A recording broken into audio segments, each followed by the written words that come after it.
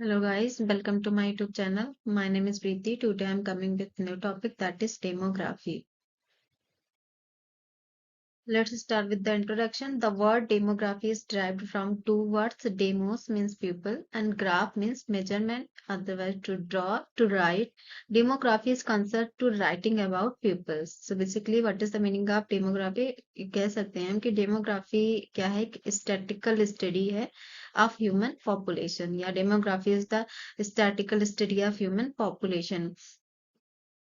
This word was used by Belgian statist Ackley Gouliard in 1855, but the father of demography was John Grant.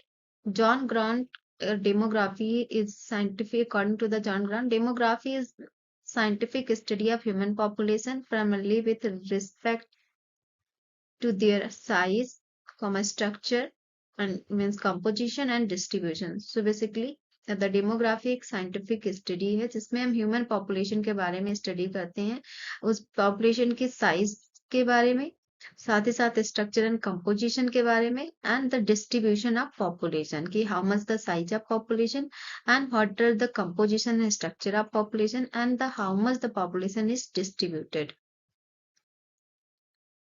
Next definition is demography is in the community health nursing is the study of characteristics of a population such as size, distribution, and growth. It is a scientific field that helps to understand how population change over time.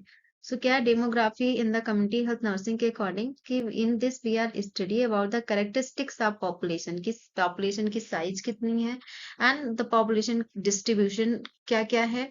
For example size की कितना large population है या distribution कैसे हुआ है, structure like age section के according and the growth क्या है.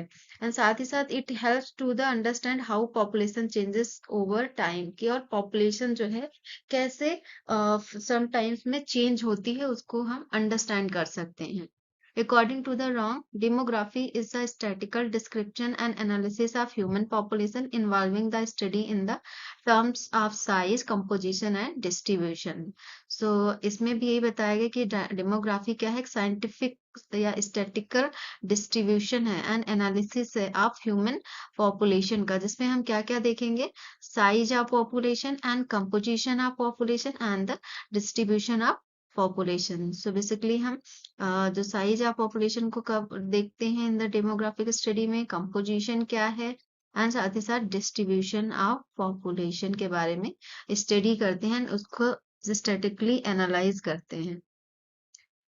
Next one is the concept of demography. Demography is defined as a scientific study of human population which include the study of changes in the population size में क्या change हो रहा है and composition and the distribution.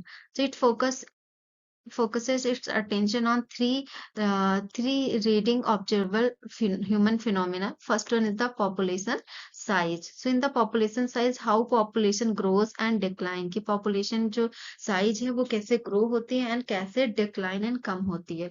Population composition and structure. Population composition, for example, composition of population like age according to the gender, according to the race, ethnicity and marital status, income and education and employment status of population. Then third one is the population distribution. So in this we have discussed like regarding how population is spread out across space की population जो है कितनी distributed है particular area में. So basically concept में and definition में हमें again to three things को ही ऑब्जर्व करना है कि पॉपुलेशन साइज क्या है and population composition and structure क्या है एंड पॉपुलेशन डिस्ट्रीब्यूशन क्या है. Next one is the demography important in the community health nursing. So importance of demography in community health nursing. So first one is to it helps to determine the current and future needs of community in terms of public health. सो हम इससे through the demographic या analysis के through हम पता कर सकते हैं कि करंट में हमारे कम्युनिटी की पब्लिक हेल्थ के रिगार्डिंग क्या सिचुएशन है एंड फ्यूचर में किस किस चीज की नीड हो सकती है और करंट में अभी क्या रिसोर्सेस या मनी मटेरियल की क्या क्या नीड है वो हम डिटरमाइन कर सकते हैं. Next one is the it help plan health services. for a specific area. So हम next इसके through the data हम we can also plan a health services for specific area कि किस कौन सी area में जो है size कितना है, composition क्या है, उसका structure and distribution क्या है, उसके according needs of population क्या है, वो हम specify कर सकते हैं, उसके according हम plan कर सकते हैं particular specific area में, और वो services हम लोगों तक पहुंचा सकते हैं. It helps to understand the pattern of illnesses in community. It also helps to understand the pattern of illnesses in the community कि किस टाइप की बीमारी जो है पर्टिकुलर एरिया में या साइज में या मेन को ज्यादा हो रही है, वुमेन्स को या चाइल्ड को हो रही है, एंड किस how much persons are affected particular problems. So ये भी हम अंडरस्टैंड कर सकते हैं किस टाइप की बीमारी जो है वो पर्टिकुलर एरिया में ज्यादा हो रही है.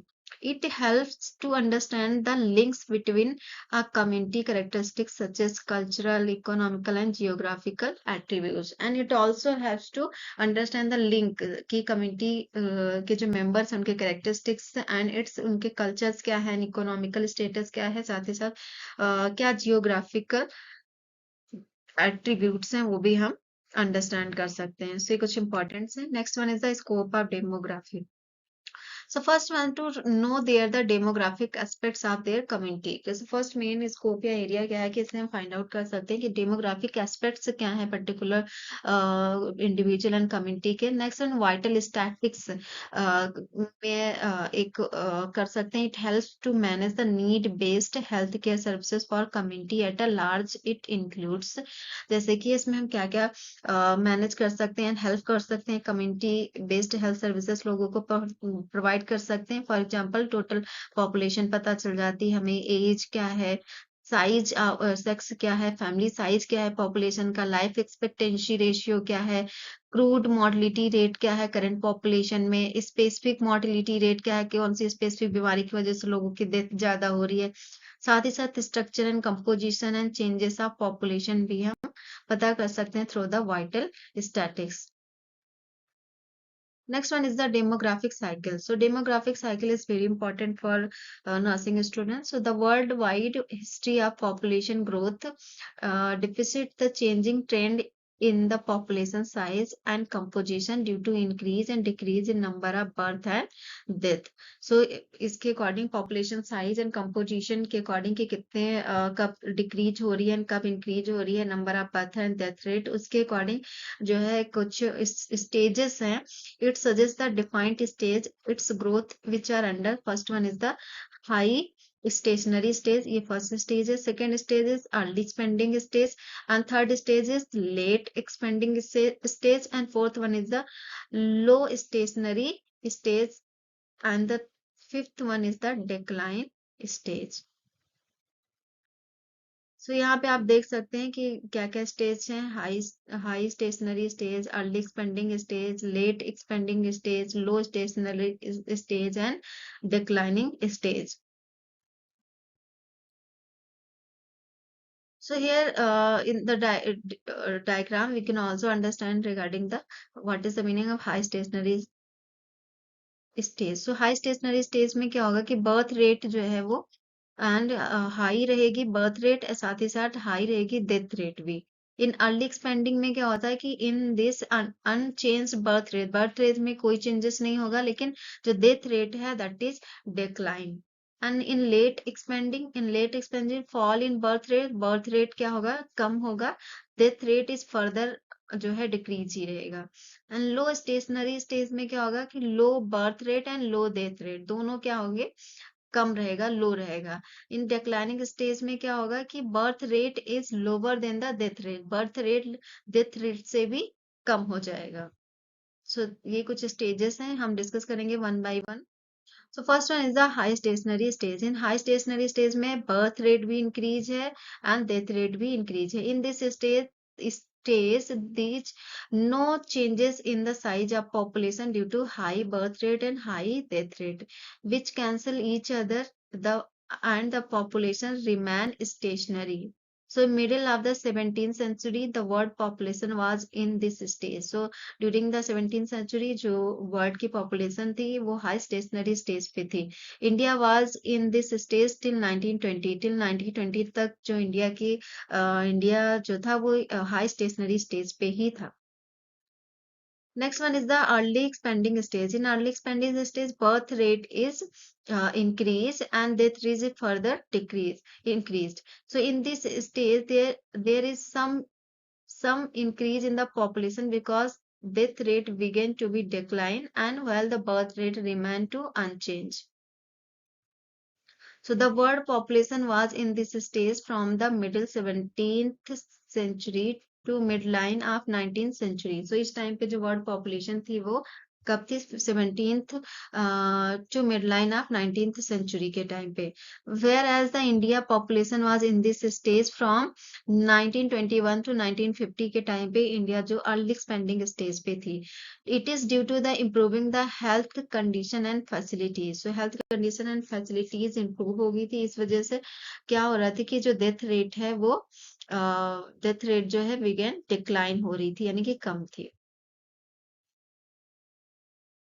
Then third one is the late expanding stage. In this stage, the birth rate began to decline and death rate is further decreased. So इसमें क्या होता है कि birth rate जो है वो भी decline हो रही होती है and death rate is further decreasing.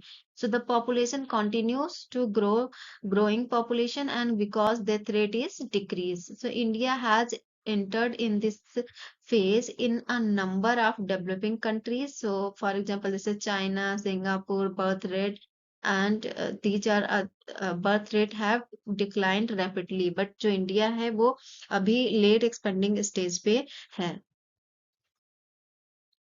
Next one is the low stationary stage. In the low stationary stage या fourth stage की है this in this stage the characterized by low birth rate and low death rate. That means stability in the population की मतलब birth rate भी low रहेगी and death rate भी low है declining है. तो इसका मतलब कि जो population है वो stable रहेगी.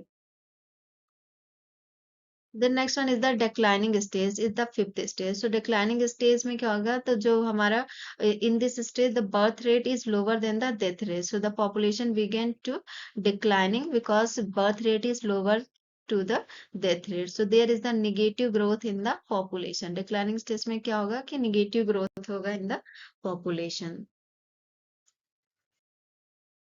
सो what are the sources of demographic data को हम कलेक्ट कहाँ से कर सकते हैं क्या क्या मेन सोर्सेस हैं so we can collect from the first one is the census through the census population census is complete count of people in a country region at a specific time. It is only primary data source for village and wards and in towns. So census के through जनगणना जिसे हम कहते हैं उसके through कर सकते हैं.